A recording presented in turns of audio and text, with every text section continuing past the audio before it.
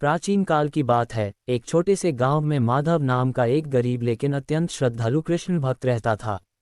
वह दिन रात श्री कृष्ण की भक्ति में लीन रहता और हर परिस्थिति में उनका नाम जपता। गांव के लोग उसे पागल समझते, लेकिन उसे इस संसार की परवाह नहीं थी। एक रात माधव को स्वप्न में भगवान श्री कृष्ण के दर्शन हुए। भगवान ने कहा, माधव, कल प्रातः काल एक दिव्य अतिथि तुझे मिलने आएगा। उसकी सेवा करना, तेरा सारा कष्ट दूर हो जाएगा। माधव की आंखें खुली तो वह आनंद से झूम उठा। वह जानता था कि यह कोई साधारण स्वप्न नहीं था, स्वयं प्रभु ने उसे मार्गदर्शन दिया था। अगले दिन प्रातः माधव अपने झोपड़ी के बाहर बैठा था।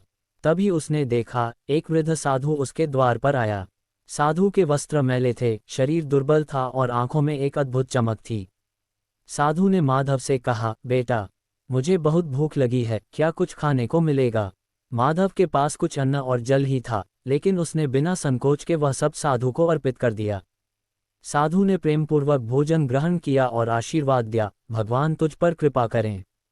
रात हुई। माधव जब सोने गया तो अचानक उसकी झोपड़ी में एक दिव्य प्रकाश फैला। जब उसने आंखें खोलीं तो सामने स्वयं श्री कृष्ण खड़े थे, मुरली बजाते हुए। माधव हाथ जोड़कर रोने लगा, प्रभु, आपने मुझे दर्शन दिए, यह मेरा सौभाग्य है। श्री कृष्ण मुस्कुराए और बोले, माधव, आज तूने जो प्रेम और श्रद्धा से सेवा की, वह साधारण अतिथि नहीं था, वह मैं ही था जो तुझे परखने आया था।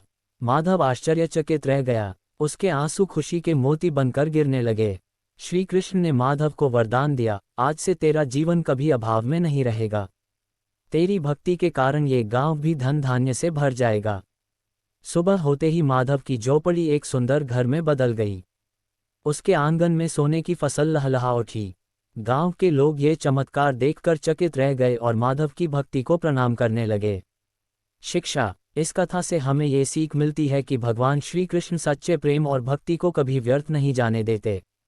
जो भी निस्वार्थ भाव से उनकी सेवा करता है, वे उसे अवश्य अपना आशीर्वाद प्रदान करते हैं। राधे राधे, श्री राधे।